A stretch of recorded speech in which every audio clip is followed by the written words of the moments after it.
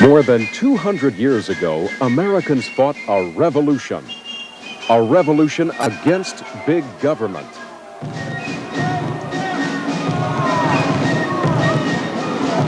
He has erected a multitude of new offices and has sent hither swarms of officials to harass our people and eat out their substance.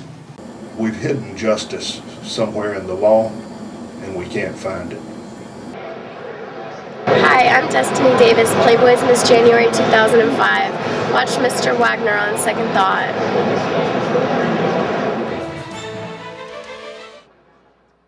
Welcome to the Live on Second Thought. I am Brianna Moore, co-hosting this evening.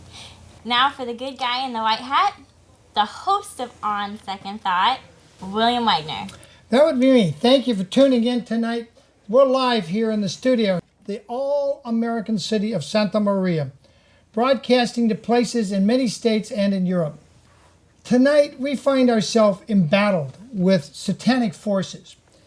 We are literally embattled with satanic forces which champion lies, demand endless wars, and a national media which is so embedded, and I do mean in bed with, and wedded to that satanic regime that misrepresents America.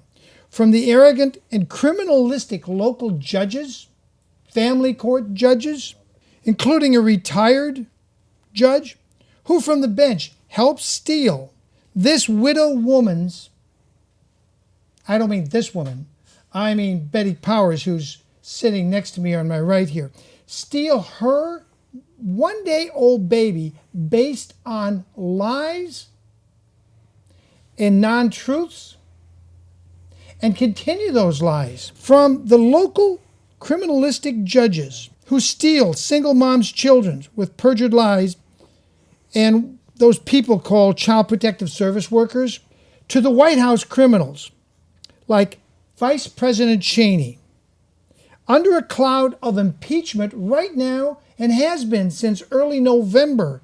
But most of you have not heard of it because your embedded media does not want you to know that our vice president is under impeachment. For the first time in America's 220-some years, we have a vice president under impeachment.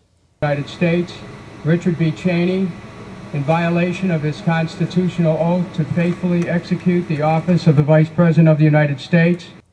And the media doesn't think that's worth telling you about? And if you watched my show last week on Second Thought, you saw Representative Dennis Kucinich, Democrat from Ohio, reading those articles of impeachment.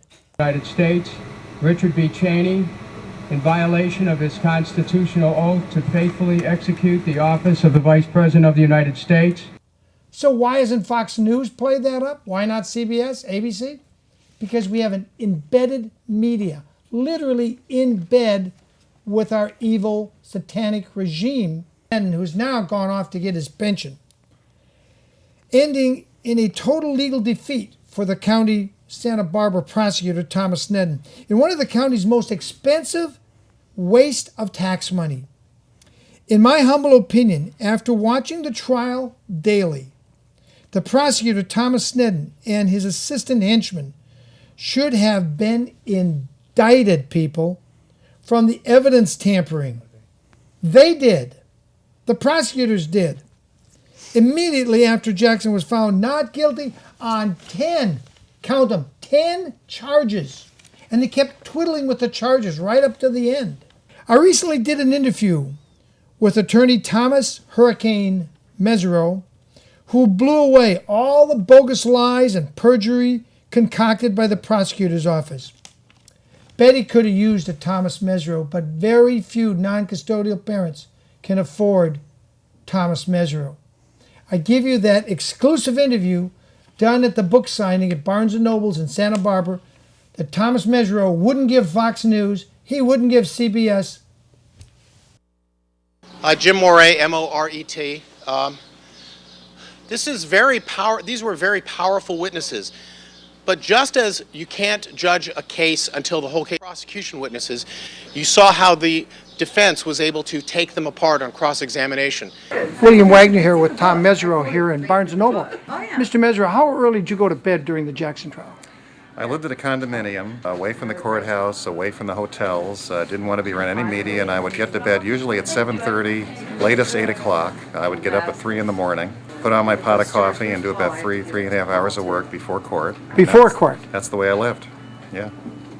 And it paid off, big time? Worked out okay. I'm very happy to say justice was done.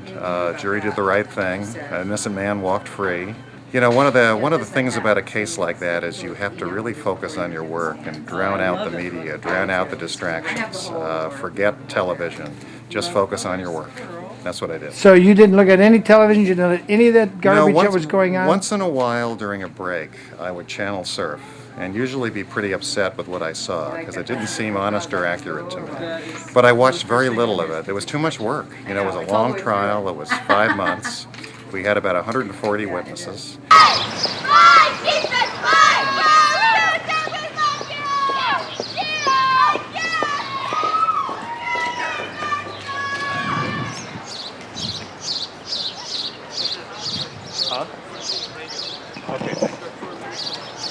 And the stakes were very high, and I had to focus on the work. I had staff living nearby in another condominium, and they had a key to mine, and they were updating material all night. So my door would be opened sometimes every hour, and somebody would drop a revised notebook, you know, at the foot of my stairs. And then an hour or two later, they'd come back with another one, because we were constantly updating the material we had, so I could be fully prepared that day in court. And it was a very difficult experience, but we had to do what we had to do.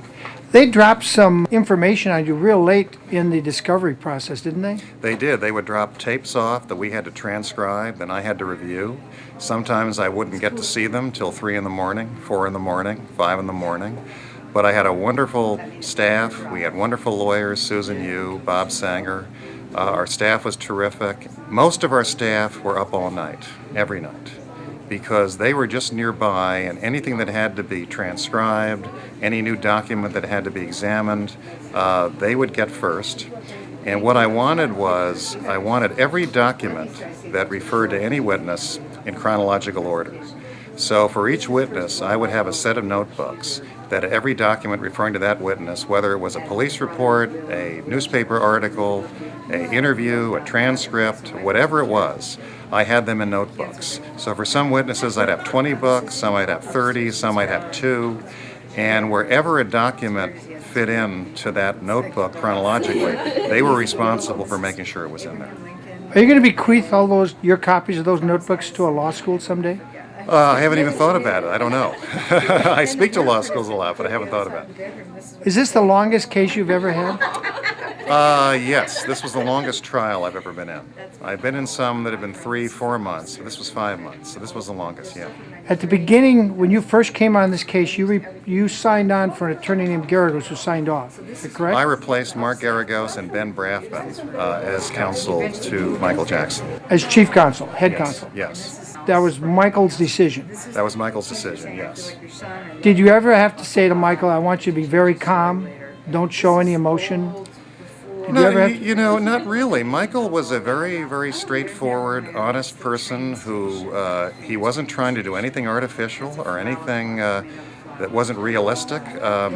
And we wanted him to be exactly who he is at all times. Dress the way he normally dresses and just be himself. Because I really believe that jurors in a criminal case are at their most intelligent, their most instinctive. They know what they're being asked to do to somebody. They want to follow the law. And if you try to be fake or artificial, they're going to know it. And we didn't want anything like that. We felt we would show the prosecution was artificial. Which you did.